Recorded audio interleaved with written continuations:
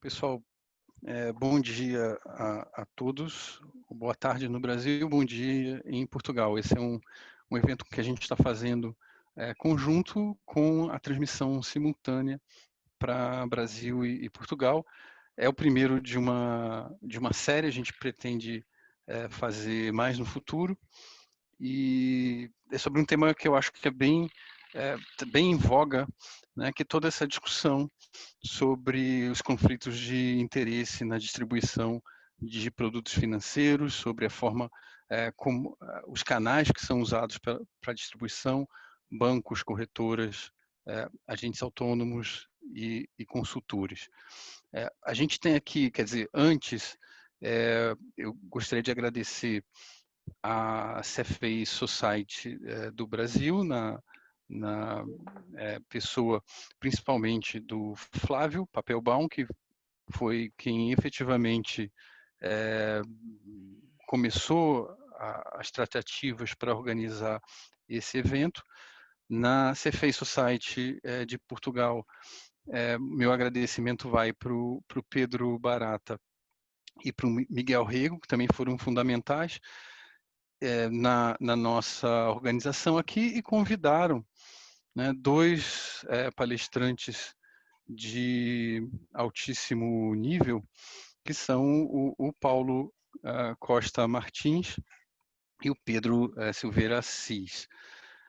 O Pedro é Managing Partner, fazendo um pouquinho as apresentações aqui. Ele é Managing Partner da Baluarte, que é uma sociedade de consultoria para para investimentos e é uma sociedade independente. A gente vai explicar um pouquinho como funciona isso depois, o que é uma sociedade independente versus as não independentes.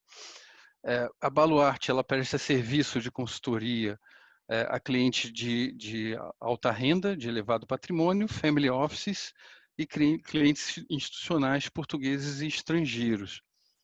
E ainda consultoria em estrutura de capital, estratégia industrial, fusões e aquisições. O Pedro foi diretor-geral e adjunto para a Península Ibérica e membro do Comitê de Gestão do Negócio Institucional Europeu da Schroder Investment Management, onde ele teve por 12 anos. Iniciou sua carreira em 1963, na maior gestora portuguesa, onde foi gestor de fundos de investimento, de pensões e seguro. Foi responsável pela área de obrigações e divisas e membro do Comitê de Alocação de Ativos. Ele é licenciado em Gestão de Empresas pela Universidade Católica Portuguesa. O Paulo é sócio da Quatro Casas na área bancária, financeira e de mercado de capitais desde 2016. É o Paulo Costa Martins.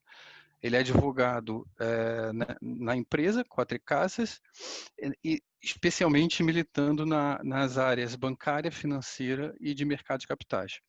Ele presta assessoria a bancos e outras instituições financeiras em matérias regulatórias, principalmente no âmbito de processos regulatórios junto às autoridades de supervisão e matérias de compliance.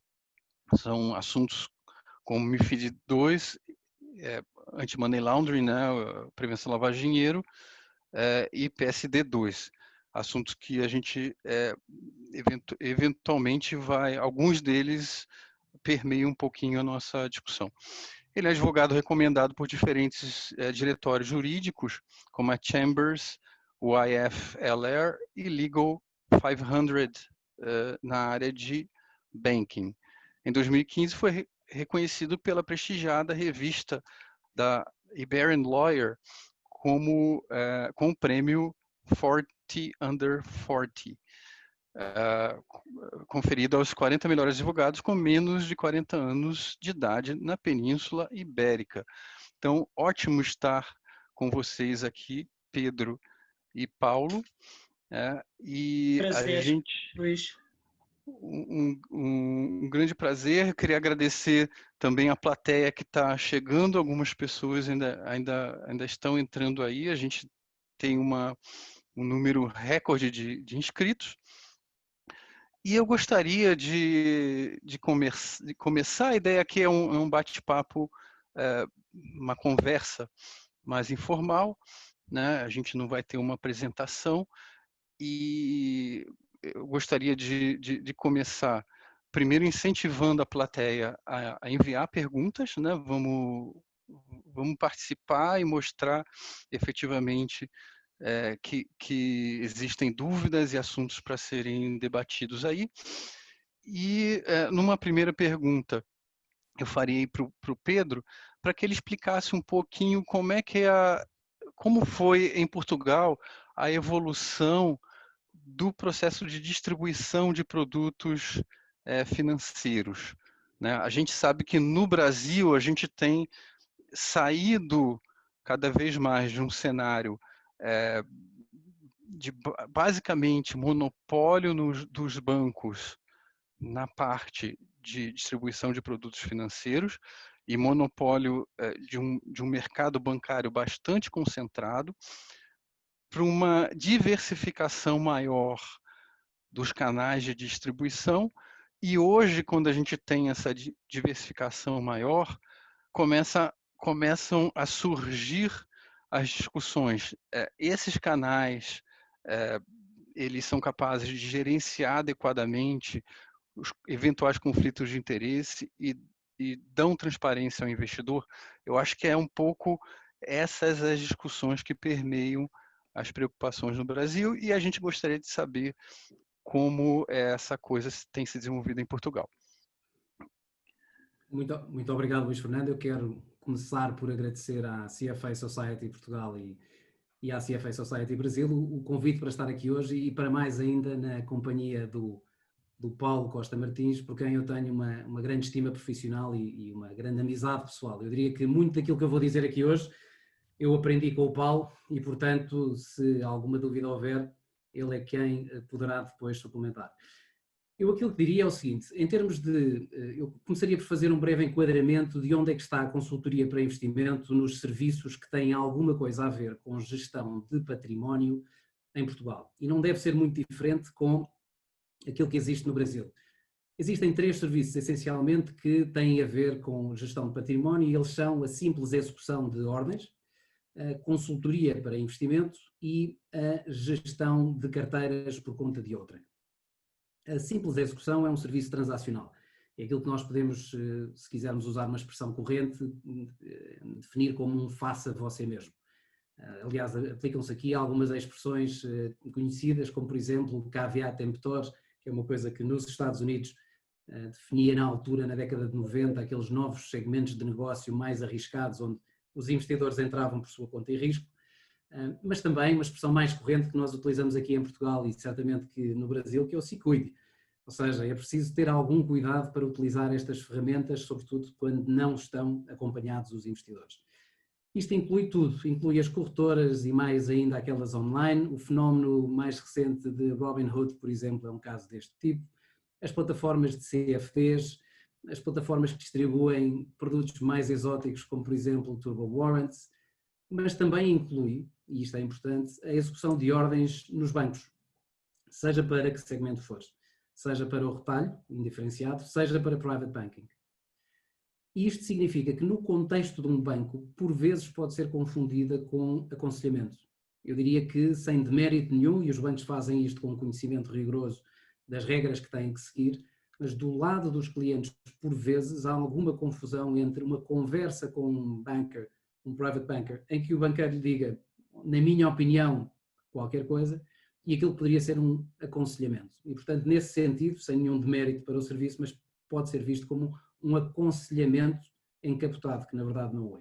Mas isto engloba muitas coisas, como podemos ver, e uma das coisas que é importante dizer, e para distinguir este serviço de outros, é que por esta razão, por ser um serviço mais simples e ser usado por conta e risco do cliente, os intermediários só têm que fazer testes simplificados a conhecimentos e a experiência, e desde que o cliente manifeste que tem conhecimento e a experiência, o produto é considerado apropriado, digamos assim, aquele que ele estiver a escolher. Portanto, não são obrigados a fazer os testes mais complicados de adequação que se aplicam àquilo que vem a seguir. Para vos dar uma ideia da dimensão e da proporção deste tipo de serviço no mercado, dos 70 e muitos intermediários financeiros registados na CMVM, há 38 intermediários, dos quais 30 são bancos, que fazem a execução de ordens. Os outros são essencialmente brokers, digamos assim. Se dermos um salto para o outro extremo, para a gestão de carteiras, esse já é um serviço relacional, por oposição ao serviço transacional, que é a execução de ordens, mas é um serviço que se pode caracterizar como nós fazemos tudo por si e depois contamos como foi. Neste sentido, há 32 intermediários financeiros, dos quais 20 são bancos, novamente, que estão autorizados a oferecer gestão de carteiras, mas as entidades que têm a vocação para fazer gestão de carteiras são, ou vocação exclusiva, ou mais exclusiva, são as sociedades de gestão de patrimónios. Mas mesmo assim, mais uma vez, é um segmento dominado por bancos. A consultoria para investimento é o happy medium. Pode ser vista como vamos fazer isso juntos, por oposição às outras duas. É claramente um serviço relacional, mas eu acrescentaria que é a única que tem as duas vantagens possíveis de encontrar neste segmento.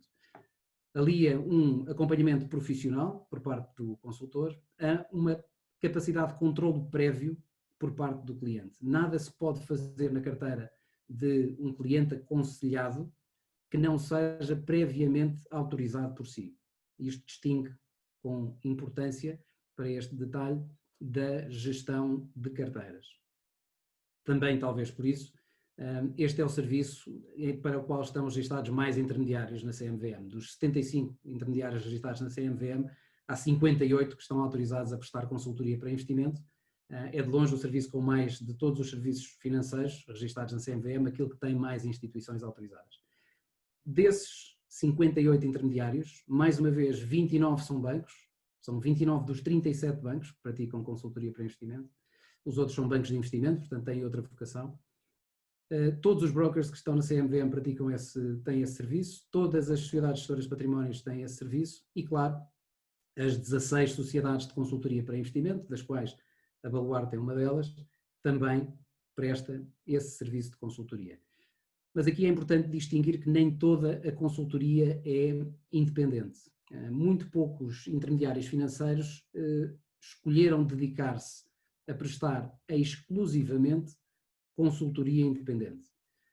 Por exemplo, os bancos, na altura em que foi publicada a MiFID II, escolheram, sem exceção, manter os seus serviços de consultoria não independente. Por várias razões. Por um lado, a passagem de consultoria não independente para independente, a expressão não independente não é muito feliz, mas uma consultoria que permita ainda as regras antigas e outra que se tenha que reger pelas regras novas, é um choque comercial para a instituição financeira. É necessário explicar que até aí foram cobradas comissões que não eram necessariamente muito visíveis, pode haver alguma canibalização do serviço e, sendo um serviço muito rentável, exatamente porque há um conjunto de outras comissões associadas, nomeadamente em relação a rebates e a colocação de produto próprio, é natural que muitas destas instituições tivessem algum receio de terem, digamos, um impacto negativo nas suas receitas. Esta é a estrutura do setor, nestes três serviços, na qual está inserida a consultoria para investimento, dentro da qual está a consultoria independente, que é aquela que é praticada por apenas alguns intermediários, entre os quais estamos nós. Termino com uma evolução histórica deste setor, talvez para dar um enquadramento de como é que evoluiu ao longo do tempo a atividade de consultoria. A primeira sociedade de consultoria para investimento, já vimos que o serviço é prestado por mais do que apenas as sociedades de consultoria para investimento, mas a primeira sociedade de consultoria para investimento foi criada em 2004. Até então, este serviço era prestado por outros intermediários e não estava formalmente definido, tem vindo a ser formalmente definido com cada vez mais detalhe na legislação. O primeiro grande salto, no entanto, foi dado em 2010, 2011.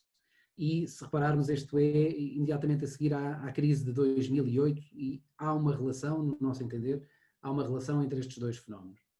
O segundo grande salto em número de sociedades de consultoria para investimento criadas foi em 2010 a 2014, que uma vez mais sucede à crise no sul da Europa, que afetou particularmente Portugal e outros países como Espanha e Itália, mas Portugal ficou bastante afetado. E há episódios que são recordados, em particular do ano 2014, que ajudam a explicar, eu diria, a saída de clientes das relações mais tradicionais com os bancos para relações mais especificamente dedicadas a eles nas consultoras, mas o fenómeno não começou em 2014, essa quebra de confiança vem de trás. E, portanto, a crise e a quebra de confiança associada à crise criou este outro salto. E, portanto, o padrão da evolução da consultoria para investimento tem sido uma cota crescente de sociedades de consultoria para investimento, uma cota crescente de consultoria independente e uma aceleração conjuntural na sequência de períodos de crise. E espero que com isto tenha conseguido dar assim, uma primeira introdução a um enquadramento e uma evolução recente.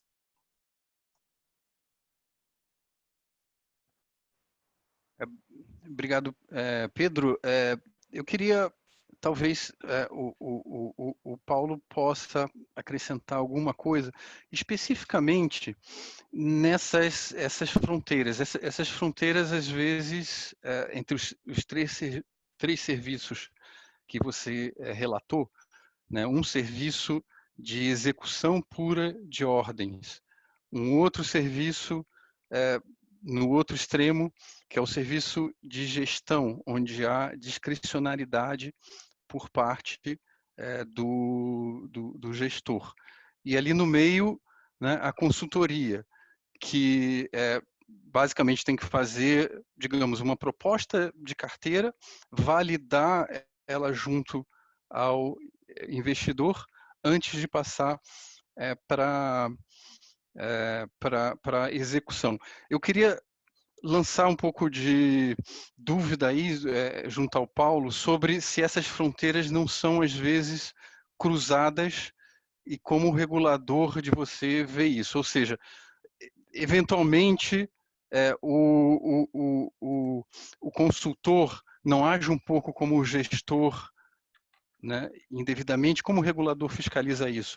Ou o broker, né, que só executa, ele não presta algum serviço acessório de consultoria, mesmo sem ter o licenciamento para isso, e como o regulador é capaz de fazer com que cada um esteja dentro da sua caixinha, digamos assim. Claro. Obrigado, Luís Afonso, e boa tarde a todos. Bem, em termos de instituições, eu acho que podemos elencar três grandes instituições, no fundo em linha com aquilo que o Pedro acabou de mencionar, que exercem serviços de consultoria para investimento. O grande tipo de instituição financeira em Portugal são os bancos. Temos depois um tipo mais ou menos intermédio, são as sociedades gestoras de patrimónios, que se distinguem das sociedades de consultoria para investimento, porque podem tomar decisões de investimento por conta dos seus clientes. Podem gerir as carteiras e tomar essas entidades, elas próprias têm um mandato para tomar decisões de investimento. As sociedades de consultoria para investimento, o que podem fazer são só duas atividades. É a consultoria para investimento e a recepção e transmissão de ordens.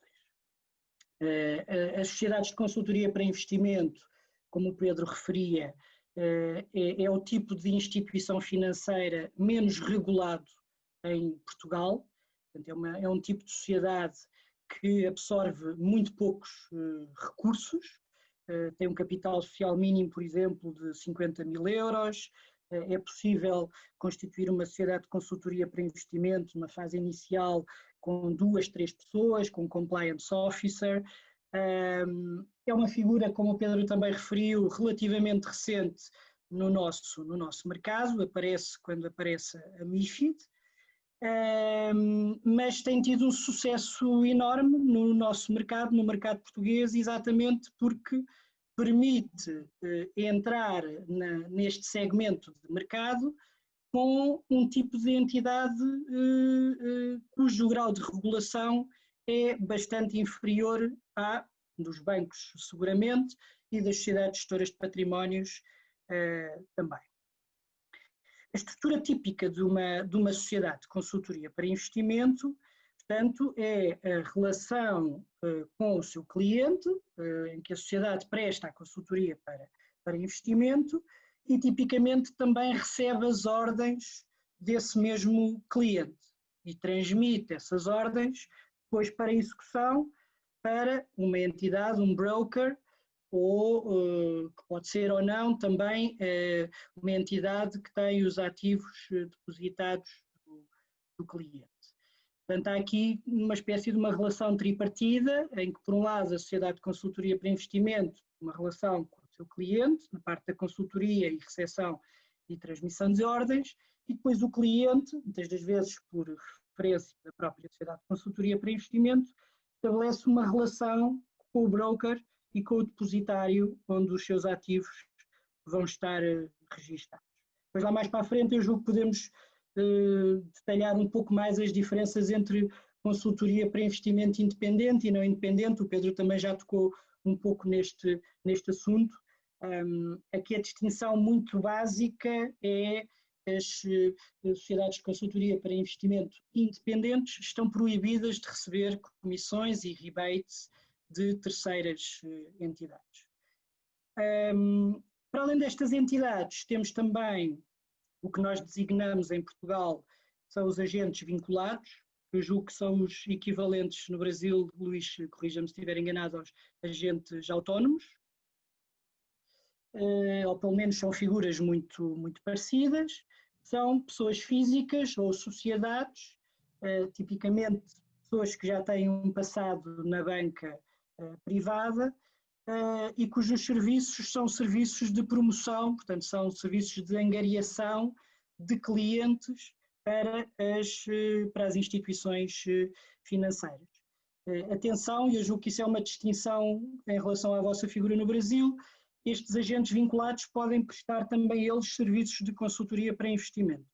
Têm um vínculo de exclusividade só com uma instituição financeira. Portanto, o agente vinculado só pode exercer a sua atividade por conta de uma instituição financeira. Eu diria que em termos gerais, Luís, é este o espectro. Em relação à pergunta específica que o Luís colocou, o regulador é algo que tem muita atenção em Portugal, portanto estamos a falar da CMVM, da Comissão de Mercado de Valores Mobiliários, que nos últimos anos tem-se pautado por um tipo de supervisão até muito presencial, através de inspeções às próprias entidades, e não é normal que as entidades, no fundo, possam exercer atividades para as quais não estão autorizadas, para as quais não têm licença. Eu julgo que das grandes razões para o sucesso das sociedades de consultoria para investimento é exatamente permitir existir um modelo que, no plano legal, permita à sociedade de consultoria para investimento poder ter um controle, eu diria, bastante grande do que é a carteira dos seus clientes e do acompanhamento do que é a carteira dos seus clientes, sem infringir qualquer norma legal. Portanto, as SCIs, quando comparadas com as sociedades gestoras de patrimónios que podem gerir as carteiras, eu diria que não perdem do ponto de vista comercial, o Pedro poderá também acrescentar algo a este aspecto, mas eu diria que não perdem nada de substancial face às sociedades gestoras de património, sendo que têm a grande vantagem de ser um tipo menos regulado. Sim, eu em relação a isso, Luís Fernando, se me permite, já agora que o Paulo fez essa nota, dizer o seguinte: a SCI é de facto o tipo, entre estas três, certamente um banco é uma entidade muito mais complexa, mas entre uma sociedade gestora de patrimónios e uma sociedade de consultoria, a sociedade de consultoria é o intermediário mais simples em termos de exigências, mas isso não significa necessariamente que é mais simples do ponto de vista formal, mas não significa necessariamente que do ponto de vista de substância esteja organizado de uma forma mais simples. Muitas SCIs estão, e a Baluarte está, dotada do mesmo tipo e quantidade e qualidade de recursos humanos e materiais e técnicos, sistemas de valorização de carteira, gestores com 20 e mais anos de experiência, que tem uma sociedade de gestão de patrimónios. Depois há diferenças, na verdade, no consumo de capital que tornam, do ponto de vista de empreendimento, digamos assim, mais rentável, provavelmente, ter uma SCI, pelo menos foi essa a conclusão a que nós chegámos quando olhámos os dois modelos. Mas estão dotadas do mesmo tipo de recurso, ou seja, são igualmente capazes.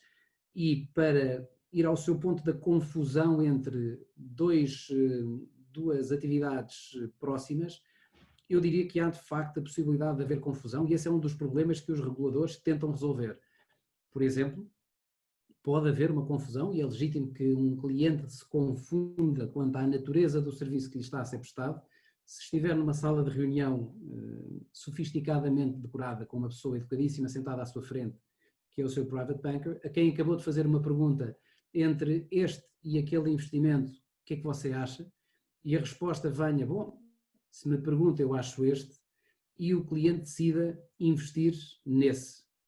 A pergunta é se isto é apenas a execução de uma ordem dada pelo cliente ou se foi feito um aconselhamento nesse sentido. Formalmente, uma pessoa só consegue determinar quando for ver que tipo de papel é que o cliente assinou. E nós deparamos, nós consultores independentes, diariamente com isto. Nós temos clientes que nos dizem: foi-me posto isto na carteira e eu não sei o que é e não gosto, e nós vemos que aquilo que ele fez foi, deu uma ordem de compra. Mas eu dei uma ordem de compra porque me disseram que era bom investimento. Bom, esse é um problema. Esse é claramente um problema e é muito bem colocada a questão, até que ponto é que se pode distinguir. De uma outra forma completamente diferente, eu diria já mais pela positiva, há um paralelo entre aquilo que faz uma sociedade de consultoria para investimento, em termos de processo de investimento interno, e aquilo que faz uma sociedade gestora de patrimónios, que eu diria que em nada são diferentes. Uma sociedade de consultoria para investimento devidamente constituída tem recursos e um processo de investimento tão robusto como qualquer outro intermediário financeiro que faça gestão de carteiras. Pode ser uma gestora de um fundo de investimento, pode ser uma gestora de patrimónios. O processo de análise, de tomada de decisão é o mesmo, a valorização de carteiras não é necessária, mas não é necessária para fora, comercialmente, mas é absolutamente necessária para dentro, para que se possa ter um controle sobre a carteira. A diferença, e essa sim é importante, perante o cliente, é que se nós imaginarmos um processo de investimento desde a análise do mercado e da carteira existente até à decisão de transacionar e à execução dessa transação, a gestão de patrimónios inclui isto num único fluxo e, portanto, dirá ao cliente, passado algum tempo, aquilo que fez e como é que isso correu. A consultoria é obrigada a parar antes da execução e tem uma exigência de transparência na comunicação que, para quem toma pela primeira vez contacto com ela, é quase inacreditável, de tipo de informação, detalhe de informação que tem que prestar ao cliente, ou seja, tem que explicar tudo, desde quanto é que custa, mesmo que o custo não seja cobrado pela sociedade, seja cobrado pelo intermediário, tudo tem que ser explicado antes da execução e o cliente tem que dizer que entendeu, e a responsabilidade nossa, da sociedade de consultoria, assegurar que quando ele disse que entendeu, de facto entendeu. Ou seja, nós temos que assegurar que o informamos de tal forma que nós não temos dúvidas que ele entendeu mesmo. E o regulador está atento a isso. Portanto, há confusões possíveis, de facto. Há aqui só uma nota adicional, Luís, porque eu acho que esta pergunta acaba por trazer também uma questão interessante, que é exatamente o conceito de consultoria para investimento. É um conceito que, com o aparecimento da MiFID, e da MiFID II veio-se reforçar, veio-se tornar um conceito muito mais presente no nosso mercado.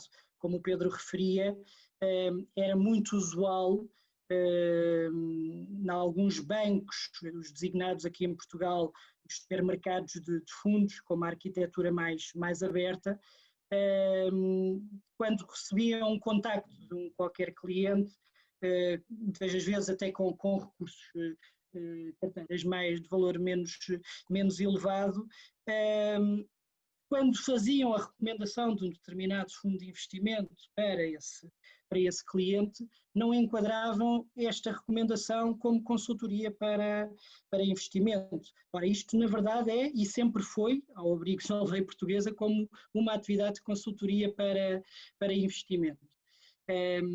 E, portanto, algo que se passava há uns anos atrás no mercado português, que era muito normal haver esta consultoria para investimento mais light, digamos assim, e sem cumprir, na verdade, com todas as formalidades, como o Pedro referiu, aplicáveis a essa atividade.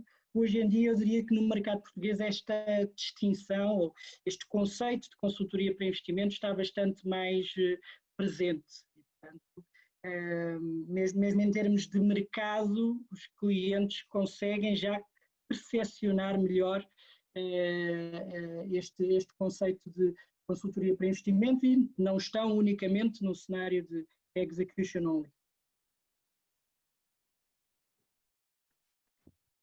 Eu queria aprofundar um pouquinho na questão das formas de remuneração admitidas nos diversos tipos de mercado.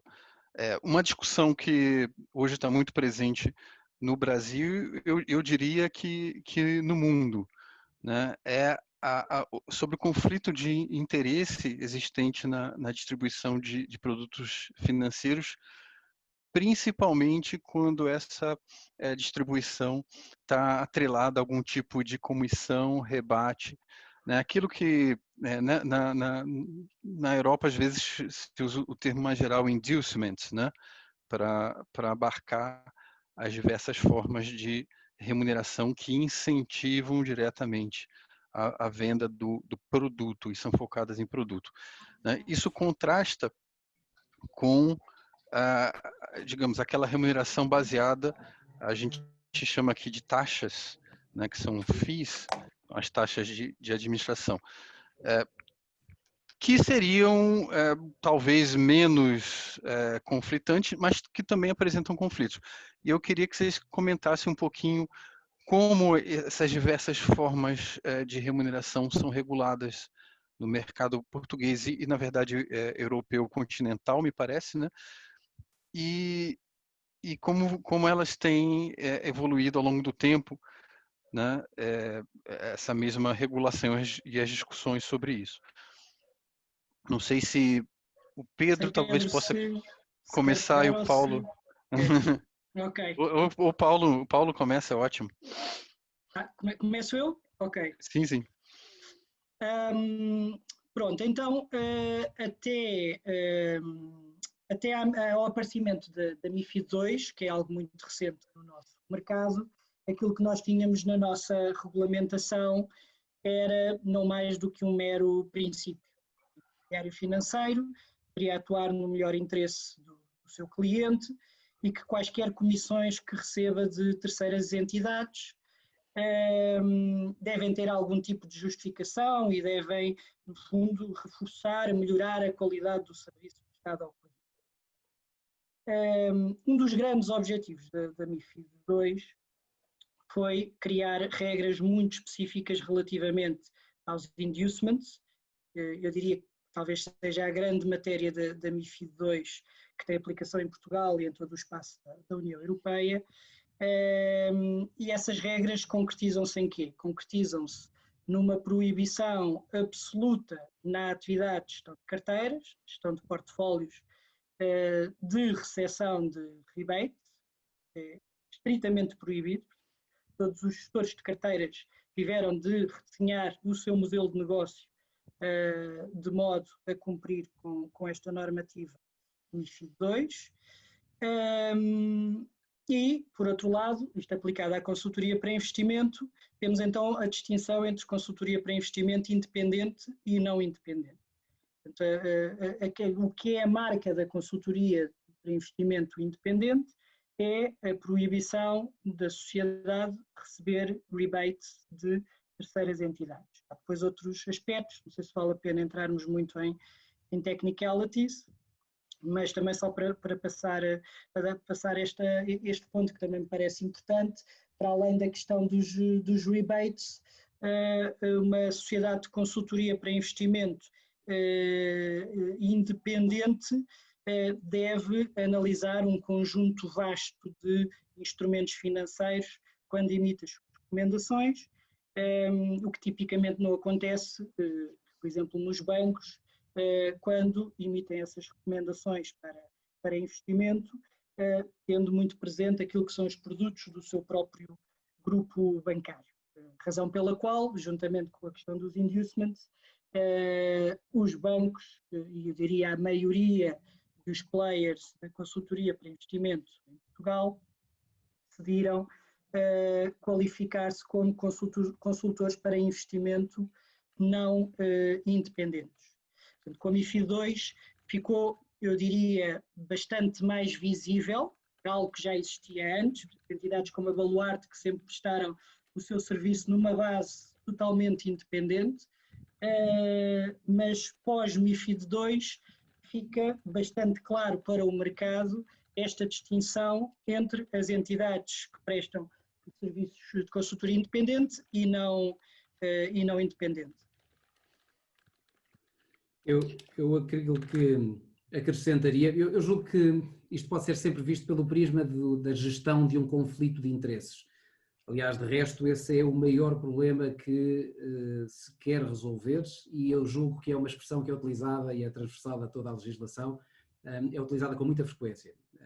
A questão do conflito de interesses tem a ver com o seguinte: se começarmos por uma ponta, vamos começar por onde estávamos e que o Paulo acabou de explicar tão bem, que é a consultoria independente não pode receber rebates, tem que ser universal. Por definição, um consultor independente, quando um cliente lhe pergunta qual é a melhor solução para o meu problema, deve ter presente todas as soluções possíveis para aquele problema e deve escolhê-las com base na otimização da solução para o seu cliente. Se nós retirarmos estas duas exigências, e vamos imaginar uma de cada vez a ser retirada, se eu começar a ser remunerado, ou no caso, vamos tomar o caso particular, que é um banco a prestar consultoria não independente, em que pode receber rebates, é extremamente difícil, e um banco é uma instituição com milhares de pessoas. Estamos a falar de um momento específico em que um funcionário do banco está a falar com um cliente do banco e tem que conseguir conciliar os seguintes dois interesses. O interesse do banco, para o qual trabalha, e que lhe paga o seu ordenado no final do mês, e que nomeou um supervisor direto, que esta manhã lhe disse qual era a campanha do mês, o que é que ele tem que vender, e de que maneira é que isso vai afetar a sua remuneração. Esse é o problema de curto prazo. E depois tem um problema de longo prazo, que é de que maneira é que ele consegue proteger o seu cliente, porque mesmo que ele não saiba, esse é o valor que ele tem para o banco. E conciliar os dois interesses é extremamente difícil, mas infelizmente o interesse de curto prazo tem consequências imediatas. O interesse de longo prazo tem consequências que são mais graduais e eventualmente se poderão evitar saldando as coisas. É muito difícil gerir esse conflito de interesses. É muito difícil que uma pessoa, um private banker de um banco, consiga separar na sua cabeça quanto é que vai estar a ganhar se sugerir o fundo A em vez do fundo B, de o facto do fundo A e o fundo B não serem exatamente iguais, para não dizer que um é melhor do que o outro. Ou seja, não são exatamente iguais. Eu posso achar que, dependendo deste critério, ele é melhor e depois, dependendo do outro, talvez não tanto. Mas sei que este me vai pagar 100 pontos base de rebate e este me vai pagar apenas 80. É um conflito de interesses difícil de gerir. Mais difícil de gerir, eu diria, um caso particular de tudo isto, é quando o fundo A é feito pelo próprio banco. Ou seja, quando o fundo A é gerido pela sociedade gestora de fundos do banco, o problema é discutido numa sala de reuniões em que ele nem sequer está presente, em que o chefe da distribuição do banco está a falar com o chefe da produção da gestora e estão entre eles a discutir o orçamento para o ano corrente. Há uma cota de vendas que se quer fazer através do banco. E nada disto está errado. Isto é importante dizer. As pessoas que trabalham na gestora do fundo, as pessoas que trabalham no ramo de private, são pessoas absolutamente honestas, com um padrão ético irrepreensível, que têm cumprido todas as regras que se lhes aplicam. Algumas delas são meus amigos pessoais. Mas o modelo de negócio não ajuda a que o cliente saia com a melhor solução possível. E, portanto, esse é claramente um problema. O problema dos rebates é um problema, e é um problema que gerou uma quebra de confiança importante ao longo dos últimos tempos. É muito difícil conseguir conciliar isto. Pensem, se nós quisermos criar aqui uma história algórica, pensem o que seria se o private banker absolutamente honesto dissesse ao seu cliente: já percebi, vou dizer-lhe o seguinte, nós até temos uma solução para o seu problema, é boa, mas não é a melhor. A melhor é a solução que tem o banco que está do outro lado da rua. Não vão ser mais do que 5 minutos, venha comigo, eu levo-o lá. Isso não acontece. Não acontece aí porque essa não é a função do banco. Um banco é uma superfície de retalho especializado. É um supermercado de produtos de investimento. E é perfeitamente legítimo que o seja. E se perguntarmos a alguém num banco, dirá isto. E está certo. O problema é que o cliente não tem essa percepção. Se o cliente for entrar num supermercado, não está à espera que a pessoa do supermercado vá aconselhar qual é o melhor arroz ou shampoo para ele comprar. Não é esse o negócio implícito. Quando entra num banco, é razoável esperar que ele sinta que vai ser aconselhado. Se não for aconselhado de forma independente, é difícil que seja exatamente igual aquilo que ele recebe àquilo que ele pensa que está a receber. E esse é o problema dos conflitos de interesse neste segmento. Ótimo, Pedro. Deixa eu só, assim, primeiro abrir um pouquinho, estimular a plateia a mandar perguntas.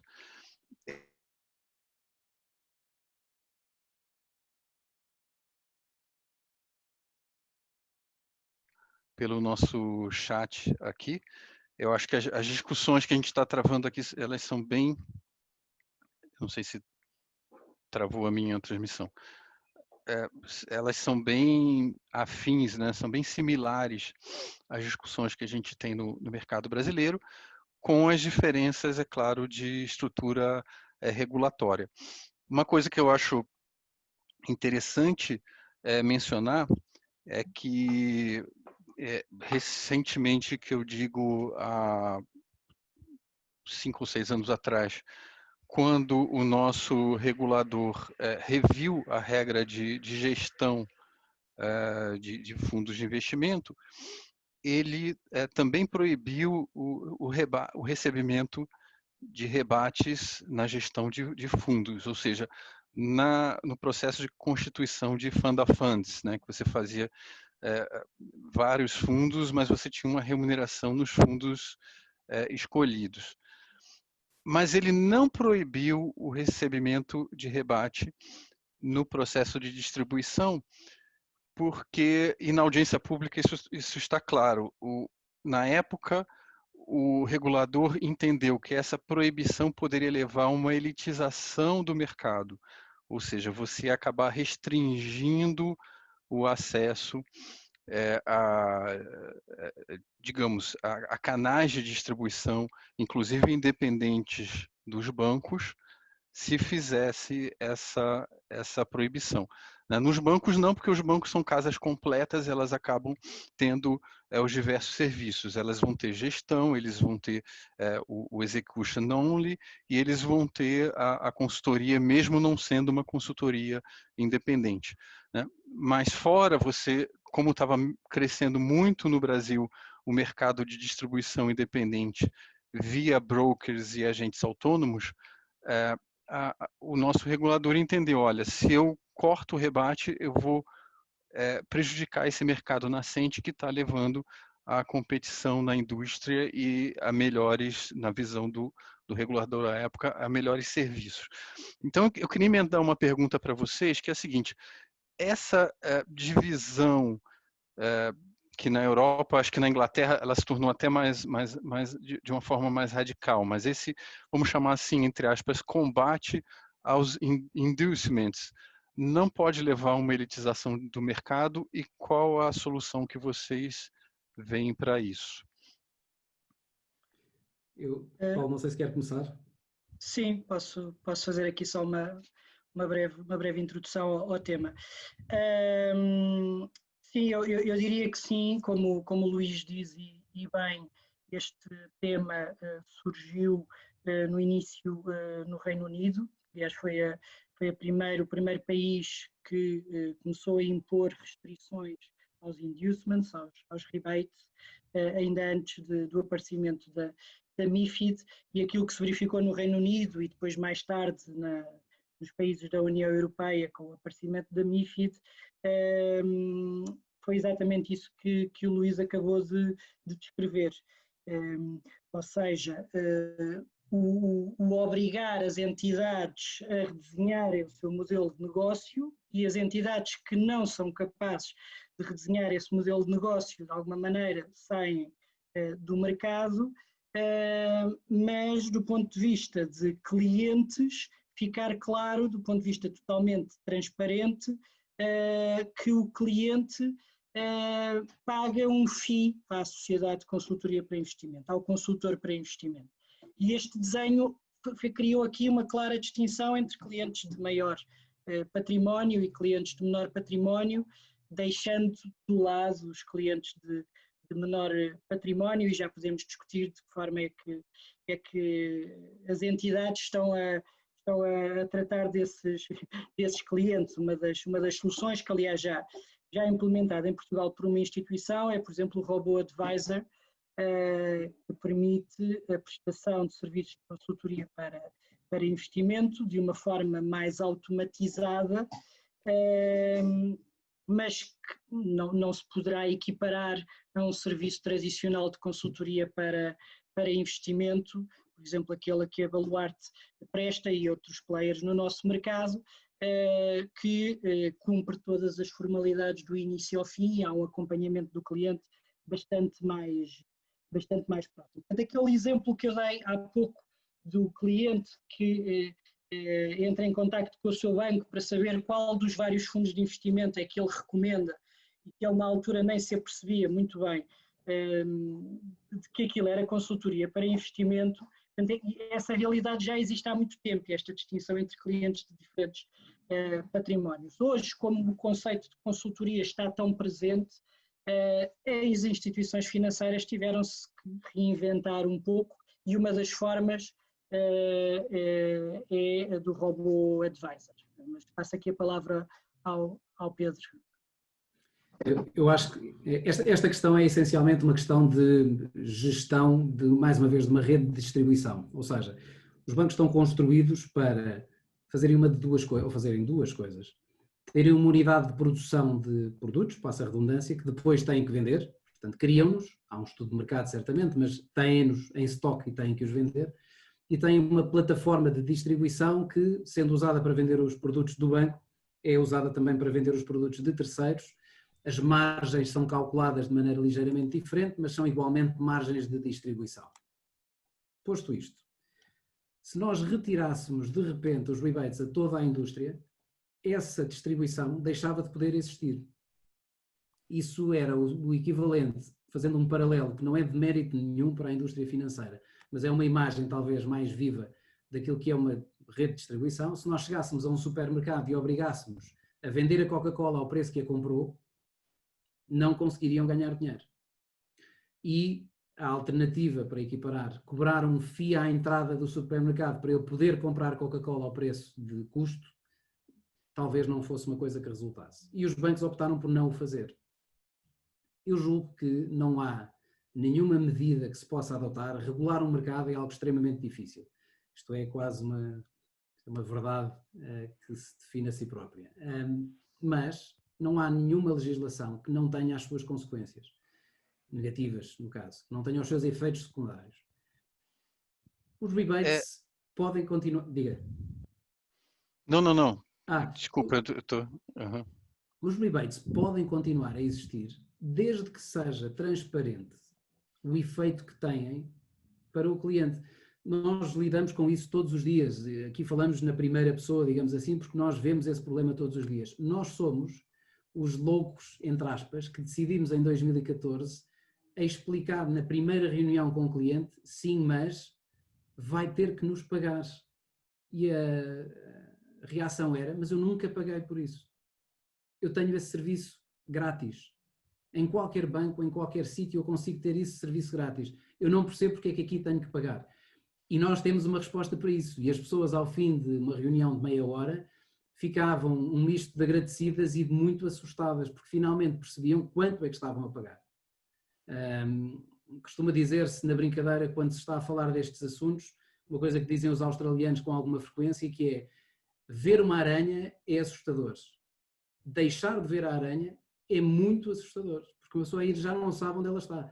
E ver comissões é assustador. Deixar de as ver é muito mais assustador. Os bancos que praticam consultoria, os bancos e outros intermediários que praticam consultoria não independente, o FII de consultoria, aquilo que eles chamam FII de consultoria, é necessariamente mais baixo do que o FII de consultoria cobrado por uma consultora independente. A razão é evidente. A consultora independente resume nesse FII toda a sua receita. Não há nenhuma outra receita que receba daquele cliente ou de qualquer outro provedor. Um outro intermediário que pratica consultoria não independente pode dizer que o seu FII de consultoria é mais baixo. E se a história acabasse aí, talvez o cliente ficasse um pouco confuso entre preço e valor. É fácil demonstrar, apesar de aparecer na página 58 das condições gerais da conta, mas é fácil encontrar, se uma pessoa ler as páginas todas, que o banco se reserva o direito de reter para si uma margem que andará entre 50% a 60% das comissões dos produtos que sugere e ver que as comissões dos produtos que gere andam entre 150 e 250 pontos base.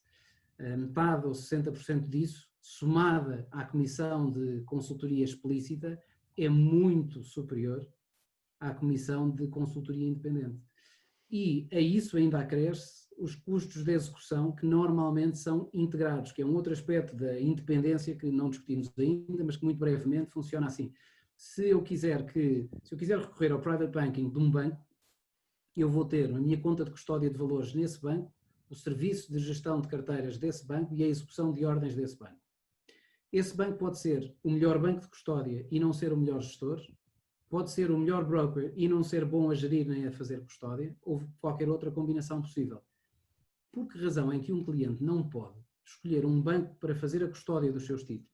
Um banco que seja credível, que seja sólido e péssimo gestor de investimentos, mas como custodiante inatacável, e ter a sua gestão de investimentos feita por outra entidade e a intermediação por uma terceira entidade.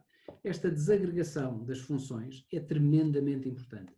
Nem todos os clientes exigem, mas alguns sim. Os clientes de patrimónios de valor superior e de nível de exigência superior conhecem estas realidades e fazem estas exigências.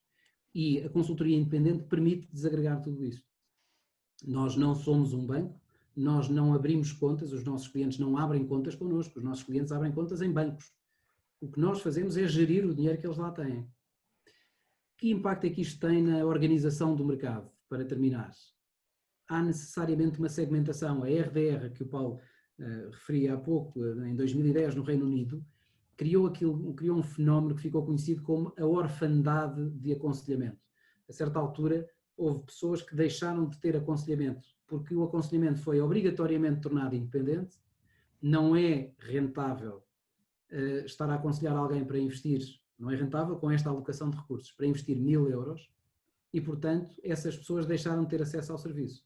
E a pergunta então é se isso não é injusto para essas pessoas.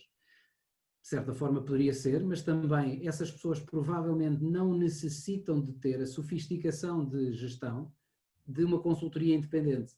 Uma consultoria não independente ou um robo-advisor, que é uma consultoria, digamos, repetida, fotocopiada, com base em perfis generalistas e que sem dúvida obedece às regras de mercado, mas não é particularizada para aquela pessoa, é particularizada para um tipo de pessoa, essa consultoria pode ser tornada mais rentável e para valores mais baixos. Não é o mesmo serviço, mas também noutros setores não é o mesmo serviço. Eu, se for a comprar um hambúrguer num takeaway, não recebo a mesma qualidade de serviço e de produto que se me sentar num bom restaurante ou num restaurante com uma estrela Michelin. São três coisas diferentes, com três preços diferentes. Ótimo, obrigado. Novamente, a gente está com um número de perguntas aqui. Eu queria tentar passar por elas rapidamente. A gente já está próximo aqui ao fim do evento. Primeiro, o Ivins pergunta, do ponto de vista prático, em Portugal, o mercado varejo e o mercado, digamos, varejo alta renda, o mercado intermediário, ele imagino que continue com os bancos, uma vez que os bancos é permitido a eles receber rebate e atuar dessa forma, não é isso? Ou já existe, digamos, o consultor chegando nesses mercados, o consultor independente? a realidade, Luís, há uns anos atrás era que o mercado, os bancos tinham praticamente o monopólio do mercado. Mesmo com o aparecimento destas regras que nós discutimos, da MiFID II, a proibição dos rebates, a consultoria independente, a verdade é que o mercado, os clientes nem sempre percepcionaram estas alterações legislativas e, portanto, os clientes que tinham uma relação com o seu banco, uma relação de confiança com o seu banco, eu diria que grande parte deles manteve essa relação com os seus bancos.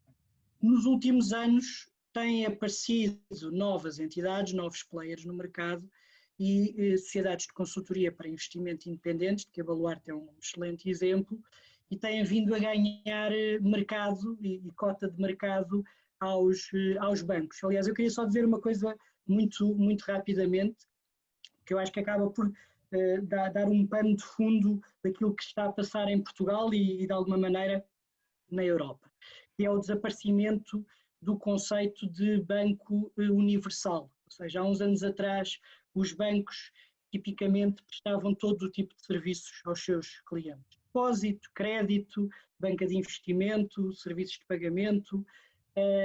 Hoje em dia, com a especialização e com o elevado nível de regulamentação e requisitos aplicáveis a cada uma destas atividades individualmente consideradas, os bancos estão a desfazer-se destas atividades, estão a chegar à conclusão que deixam de ser rentáveis continuar a ser prestadas pelo próprio banco. Eu diria que a consultoria para investimento ainda não está nesse nível, por exemplo, comparado com o depósito de fundos de investimento ou a atividade de serviços de pagamento, que tem uma componente de IT altamente sofisticada e que muitos bancos, por simplesmente, não querem continuar a fazer um investimento nessa área, mas para lá caminhamos. Portanto, eu diria que num futuro próximo, aquilo que nós vamos seguramente ver é também a atividade de consultoria para investimento gradualmente passar da esfera bancária para entidades altamente especializadas, que são as sociedades de consultoria para investimento. A Sofia nos pergunta sobre a possibilidade de você ter um distribuidor, né, como um broker, uma corretora, com outras instituições associadas fazendo a distribuição. Me parece que é muito o conceito do agente vinculado. Aqui no Brasil nós chamamos de agente autônomo. Em Portugal existe esse agente vinculado, mas eu tenho uma pergunta. Esse agente vinculado, ele é necessário que ele esteja vinculado a um distribuidor ou ele pode ser um agente vinculado, por exemplo, a uma consultoria? O agente vinculado é alguém que pode estar ligado a qualquer tipo de instituição financeira e que tipicamente o serviço que presta no mercado português é a angariação de clientes. Perfeito. Então, esse é um pouquinho, tem um detalhe aqui um pouquinho diferente no Brasil, porque aqui o agente vinculado e a XP, que vocês já conhecem, porque já tem alguma presença em Portugal, me parece, a XP cresceu muito por ser uma corretora com agentes vinculados na parte de distribuição, né? O conceito aí seria de execution only. Bom, a Sofia também pergunta sobre a existência de cursos para advisors. Eu acho que tem a ver um pouco com essa exigência regulatória diferenciada, mas eu acho que é um assunto que a gente pode desenvolver um segundo webinar sobre isso, porque com certeza tem muita matéria a se falar em termos de educação financeira, né? Agora, o Michael fez uma pergunta que eu gostaria de colocar, mas antes eu queria também mudar um pouquinho o tom da nossa conversa e falar um pouco da possibilidade de atuação de um consultor de investimentos independente como o Pedro, para um investidor estrangeiro, um investidor brasileiro eventualmente interessado em investir em Portugal. Mas a pergunta dele é um pouquinho mais específica. Ele diz assim, ó, considerando um investidor residente fiscal em Portugal, quais são as estruturas societárias fiscalmente mais eficientes para investimento em hedge funds ou outros investimentos alternativos que, em geral, são estruturados em jurisdições como Cayman? Então, eu não sei se é Pedro ou Paulo podem falar um pouquinho disso, mas é um residente fiscal em Portugal querendo investir fora aí do ambiente regulatório europeu para minimizar o custo fiscal. Existe isso e como isso é possível ser implementado? Eu vou tentar dar uma resposta breve e depois remeter rapidamente para o Paulo o resto, porque quando começamos a entrar nos detalhes daquilo que é possível ou aconselhável em termos de estruturas, é necessário ter uma abordagem jurídica ao assunto com bastante cuidado. Aquilo que eu ia dizer é o seguinte, em geral, nós em Portugal, a Baluarte em particular e outros consultores certamente, temos clientes que não são portugueses e, portanto, não é necessário que seja residente fiscal em Portugal para ser cliente de consultoria para investimento em Portugal. Há regras, nós não fazemos prospeção fora de fronteiras a não ser nos mercados onde estamos autorizados a fazê-lo e nós estamos autorizados a fazer isso em Espanha e em Itália, proativamente, portanto, a Baluarte pode atuar aí ao abrigo da livre prestação de serviços europeia e por enquanto são os países onde nós estamos registados, mas se alguém nos consultar e se entrar em contacto connosco sem que nós tenhamos, digamos, feito prospeção para o encontrar, nós temos uma obrigação de atender essa pessoa e podemos dar resposta às necessidades que ela tenha. Nós temos atualmente clientes que são cidadãos brasileiros e esses cidadãos brasileiros têm património em muitas jurisdições diferentes e tendo em atenção que a consultoria independente e todas as outras vai apenas aconselhar aquilo que seja razoável fazer, no respeito de todas as regras e as leis existentes, há muitas jurisdições diferentes onde as pessoas podem legitimamente ter o seu património e cumprir com todas as suas obrigações e por uma questão de conveniência ter essa divisão. E nós temos clientes assim. A pergunta que normalmente vem associada a esta é, bom, mas eu quero continuar a ter os meus ativos em reais, porque o real desvalorizou muito e eu agora não quero trocar reais por euros. Também há uma solução para essa questão. Nós temos implementado, sobretudo no último ano em que a desvalorização foi visível, temos implementado várias soluções para clientes brasileiros em que não deixam de ter a exposição ao real, apesar de terem os ativos na Europa. Em relação à eficiência específica de uma estrutura que tenha hedge funds de Cayman para um residente fiscal em Portugal sendo cidadão brasileiro, Paulo, pelo tempo que eu demorei só a fazer a pergunta, eu remeto para si, se quiser comentar.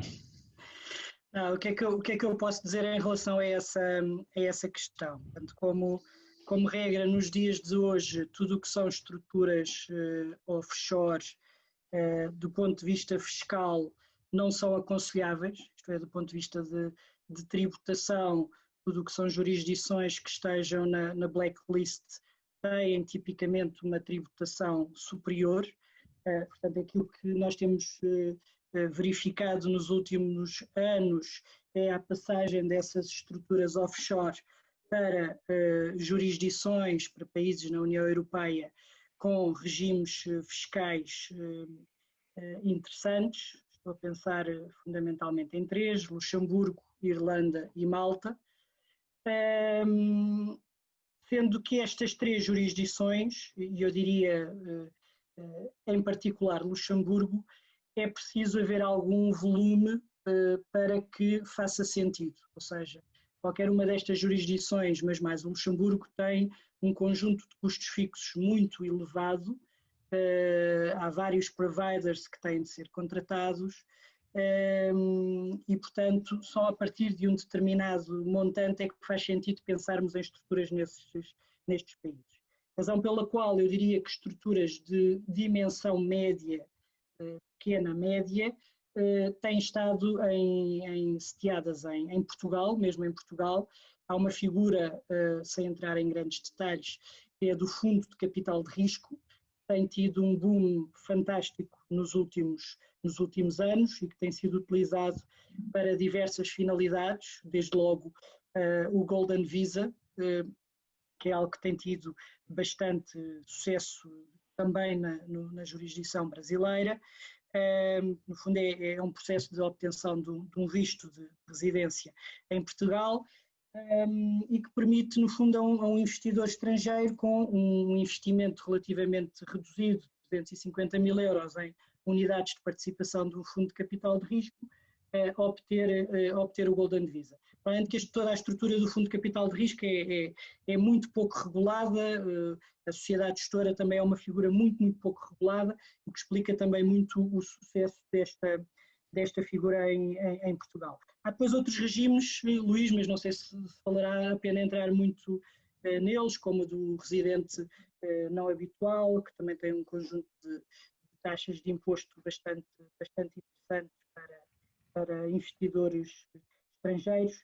Eu diria que como pano de fundo é isto, quer dizer, como o Pedro explicou no início, o investidor estrangeiro terá que abordar de alguma maneira a nossa jurisdição, o nosso país, na medida em que as entidades portuguesas e da União Europeia não podem prestar estes serviços sem uma licença no Brasil, portanto terá de ser um bocadinho o caminho inverso a ser feito. Eu acrescentaria muito rapidamente o seguinte: nós temos feito, e quando digo nós temos feito, uma sociedade de consultoria para investimento não presta aconselhamento jurídico ela própria, mas temos todo o gosto, e fazemos-lo com frequência, de convidar pessoas como, por exemplo, o Paulo Costa Martins, a sentarem-se à mesma mesa connosco e com o cliente para discutirmos, numa equipa pluridisciplinar que organizamos para o efeito, todas estas questões. E, portanto, à volta dessa mesa podem estar juristas especialistas em societário, juristas de fiscal, bancos, sociedades, por exemplo, de seguradoras, um conjunto de outros que podem eventualmente intervir na criação de uma solução, ou então que representem a solução existente. E este é normalmente o princípio destas conversas. As pessoas normalmente abordam-nos dizendo que têm uma fundação que era do pai, que está sediada no Liechtenstein e que tem a fundação, uma participação numa SGPS em Malta, que tem uma subsidiária que tem suprimentos. É uma conversa que demora 10 minutos a explicar e no fim da qual nós normalmente perguntamos porquê. Porquê é que tem isso assim? E a resposta é não sei, era assim que estava. E normalmente esse é o princípio de uma conversa um pouco mais longa. Essas estruturas eram recomendadas nos anos 90 e no princípio deste século e infelizmente ainda hoje são recomendadas por pessoas cuja função ou cujo negócio é montar estruturas dessas. Podem ser ou não ser as estruturas ideais e normalmente não são. As estruturas muitas vezes são desnecessariamente complexas e a resposta normalmente é talvez não seja necessário, consegue alcançar o mesmo objetivo mais rapidamente, de uma forma mais barata e mais simples e com menor risco fiscal, se em vez disso fizer esta outra coisa. Ótimo. Obrigado novamente. A gente tem mais uma pergunta aqui. A Thalita, ela se soma à Sofia e pergunta também sobre as certificações necessárias. Então, vocês podem falar um pouquinho sobre a qualificação exigida pelo regulador para um profissional de consultoria e se há certificações, se há provas necessárias para a atuação nesse segmento. Paulo, quer avançar ou quer que eu diga alguma coisa? Sim, posso fazer uma introdução. Pronto, a CMVM, há uns anos atrás, no fundo isto já teve aqui algumas evoluções. Eu diria que há uns 10 anos atrás, aquilo que a CMVM exigia era o CFA, portanto, o CFA era o Master para a CMVM e quem não tinha CFA não podia ser consultor para investimento em Portugal. Depois passou-se para uma fase de maior liberalização em que a CMVM, de acordo com o seu juízo e já atendendo um pouco à experiência da pessoa em concreto, aceitava consultores para investimento mesmo sem o CFA. e há coisa de 1 ano e meio atrás, a CMVM publicou um regulamento em que estabelece qual é que é o regime para a formação. E esse regime hoje em dia é um regime que exige cursos de formação, cursos esses que têm de ser reconhecidos pela própria CMVM, e em anexo à regulamentação, no fundo, há ali uma espécie de um conteúdo programático mínimo que tem que ser seguido por esse curso para que possa ser reconhecido pela CMVM. Depois existem regras diferentes consoante estejamos a falar em termos de número de horas de formação, consoante estejamos a falar de consultores para investimento, ou quem está no lado da distribuição, dos produtos financeiros e do fronting com os clientes, mas este no fundo é assim um panorama geral. Pedro, não sei se quer acrescentar algo mais. Normalmente seria atrevimento grande da minha parte acrescentar algo àquilo que acaba de dizer, mas vou atrever-me a dizer o seguinte, para além disto, e pegando especificamente no ponto de haver requisitos diferentes para quem presta consultoria para investimento, ou seja, para quem na verdade assina uma recomendação de investimento, e quem apenas angariou um cliente, que tem as suas próprias regras e requisitos, mas não é tão séria a intervenção no processo como é, ou tão consequente em termos de consequências para o património, como é a decisão de investimento, há exigências diferentes. E para ser um agente vinculado, e aqui ligamos outra vez à questão que há pouco foi colocada, o agente vinculado em Portugal é vinculado a uma única instituição, ou seja, é exclusivamente vinculado, mas é uma pessoa pela escala do mercado. A escala do mercado brasileiro é completamente diferente e, portanto, um grande banco ou uma grande broker pode ter como agentes vinculados outras instituições também grandes, talvez não tão grandes, mas grandes em si mesmo, seja com 50 pessoas ou mais, que são elas apenas agentes comerciais desta primeira. Aqui é a mesma relação em conceito, mas a dimensão é outra, ou seja, o agente vinculado é uma pessoa e se for apenas fazer uma atividade comercial de angariação de clientes, ou se tiver a sua carteira de clientes já, as exigências de formação são diferentes, são muito mais ligeiras. E acrescentar outro ponto quanto à forma como essa formação pode ser dada. A formação pode ser dada por entidades terceiras, exteriores à empresa, ou pode ser dada pela própria empresa, desde que a empresa demonstre que construiu um currículo que é suficiente para dotar aquela pessoa dos conhecimentos necessários para exercer esta atividade em particular. As pessoas normalmente que prestam essa formação, essas sim são CFAs ou têm 25 anos de experiência e, portanto, têm elas próprias a certificação necessária para certificarem por sua vez outros. E essas são normalmente as duas respostas dadas.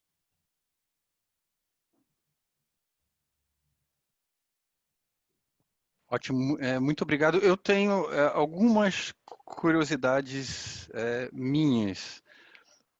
Primeiro, assim, o consultor de investimentos, ele pode cobrar uma taxa de performance, uma performance fee, ou ele precisa estar restrito a uma taxa sobre o patrimônio, sob consultoria? A resposta é pode cobrar o que quiseres. Pode cobrar um fixed fee, um flat fee, pode dizer vamos cobrar uma percentagem sobre o seu património todos os anos, todos os trimestres, todos os meses. Pode dizer vamos cobrar 2 percentagens sobre o seu património, essa que é fixa e esta que é variável dependendo de alcançar estes resultados. Pode fazer como faz um advogado, dizer não vamos cobrar sobre o seu património, vamos cobrar por cada vez que tivermos que lhe prestar um aconselhamento, como faz um advogado. Ou seja, por projeto, dizendo, diga-me qual é o problema, eu proponho um FII de X em euros para resolver essa questão, para lhe recomendar a solução, ou diga-me qual é o problema e vamos ver quantas horas demoramos e vamos cobrar por hora. Portanto, há uma liberdade grande de atuação na fixação do preço e isso permite que se criem condições comerciais ajustadas à natureza da análise que está a ser feita e também às necessidades do cliente. Ótimo. Você pode firmar convênios com instituições financeiras para a execução e aí, nesses convênios, eu imagino que você não possa receber rebate, mas o que caracteriza Ou você faz uma recomendação, bate numa instituição financeira e cota qual seria a execution fee. Como é que é esse processo? Ora bem, a execution fee, vamos aqui separar duas coisas. Como o Paulo dizia há pouco, uma sociedade de consultoria para investimento faz duas coisas e essas duas coisas compõem um serviço que, na substância, não é gestão, mas na forma parece gestão. Ou seja, nós desenhamos a carteira, falamos com o cliente, certamente, desenhamos a carteira, decidimos o que fazer, tomamos a decisão de comprar, vender, ajustar a carteira como for, paramos, consultamos o cliente, perguntamos se compreende, se está de acordo e aí continuamos até à execução. A execução propriamente dita não é feita por nós.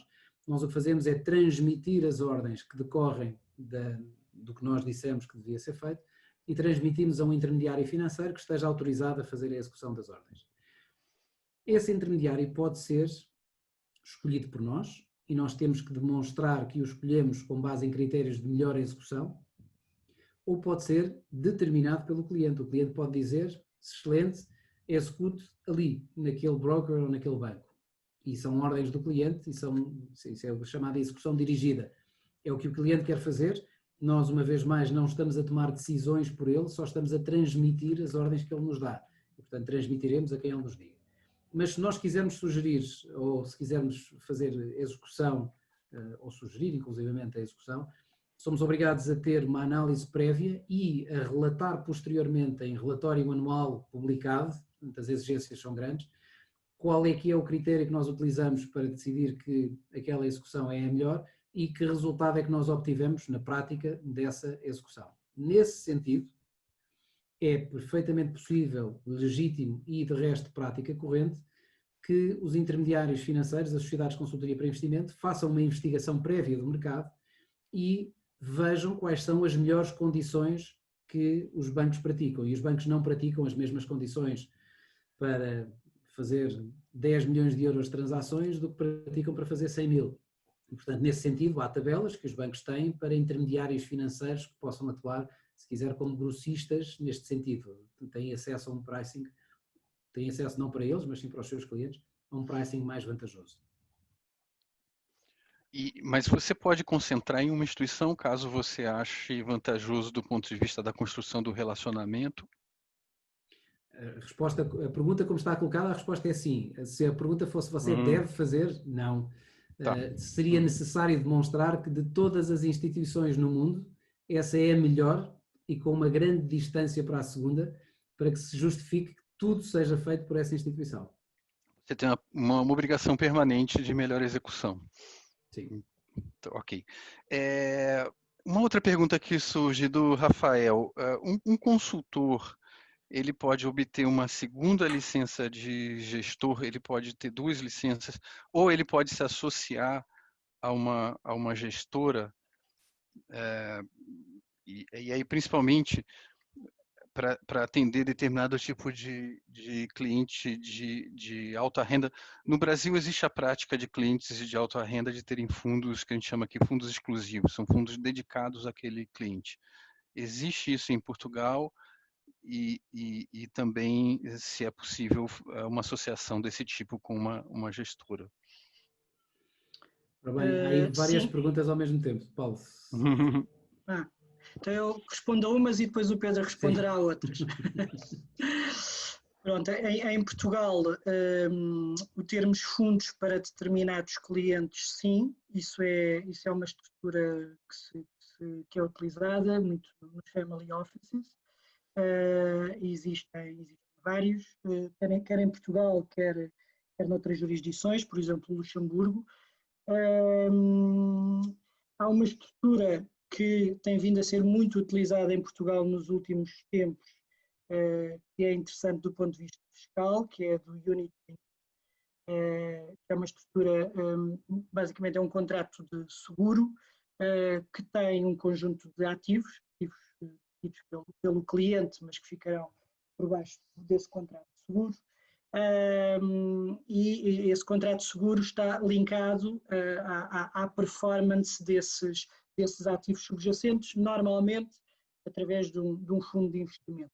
Eu diria que esta é uma estrutura talvez a mais utilizada nos últimos anos em Portugal, devido aos benefícios fiscais que traz com ela.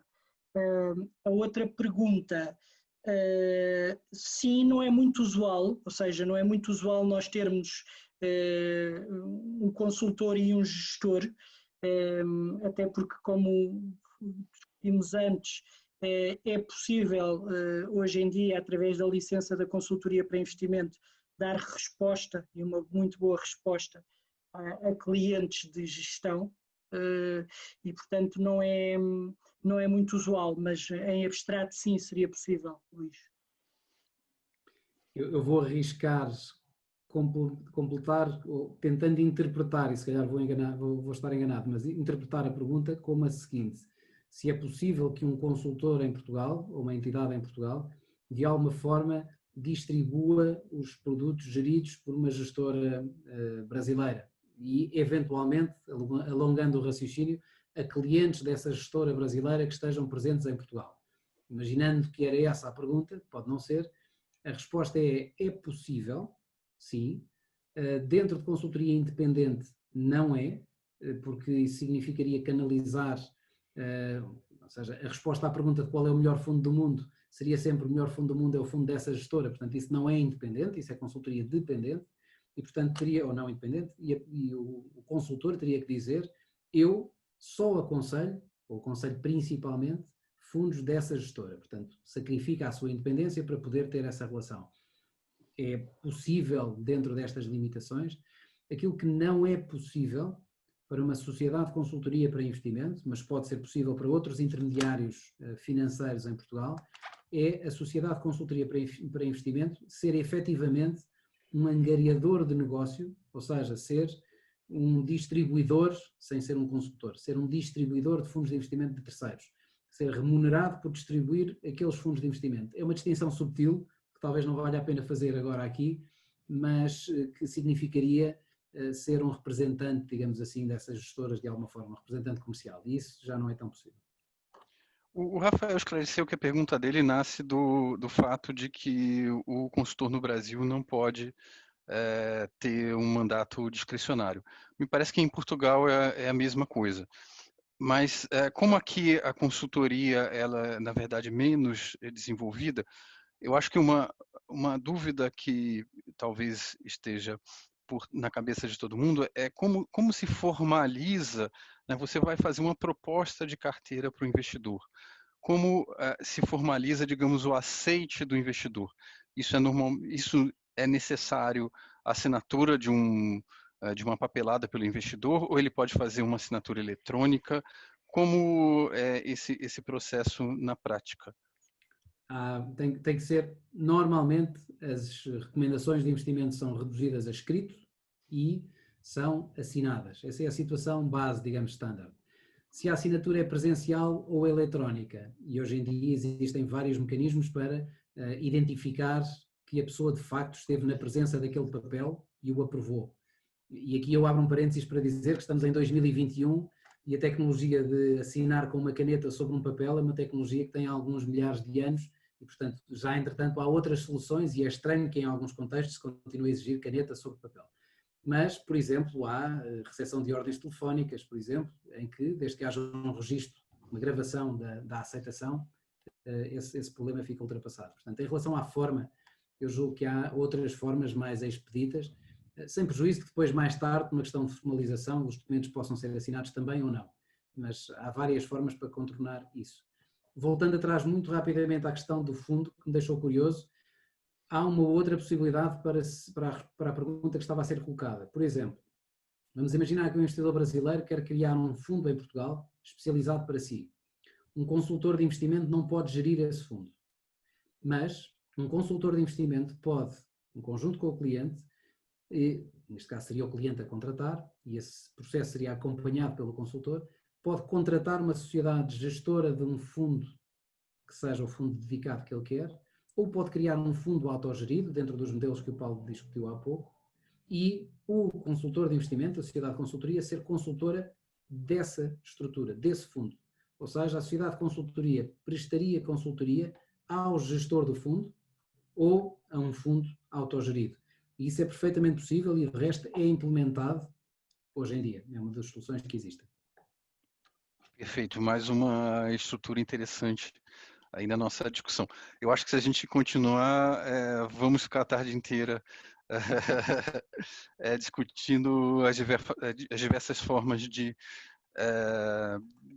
enfim, distribuição de produtos e ou consultoria, mas eu acho que o nosso tempo já está próximo a se esgotar. Eu queria novamente agradecer a valiosíssima ajuda de vocês, Paulo e Pedro, convidá-los no futuro para outros eventos que a gente faça aqui na sociedade brasileira. Eu acho que a gente pode fazer um pouco um evento ao contrário, né? Falando um pouquinho como as coisas têm funcionado no Brasil e quais os questionamentos que surgem daí, a partir daí. E, enfim, eu queria agradecer novamente a vocês, a CFA Society Brasil, a CFA Society Portugal, a todos os presentes, e ficamos, como eu falei, com um convite aberto aí para novos encontros futuros. Muito obrigado. Foi um prazer, Luís, muito obrigado pelo convite também, e foi um prazer também debater com o meu querido amigo Pedro, conheço há muitos anos. Tenho só uma pergunta, Luís, não sei se ficando alguma questão dos participantes, se vão circular os endereços de e-mail ou depois do webinar, do meu lado estejam à vontade. Naturalmente. Ótimo. O webinar está sendo gravado, então as pessoas podem assistir novamente e formular suas dúvidas. E agradeço a disponibilidade do seu e-mail, sim. Se tivermos alguma pergunta, nós direcionaremos para você.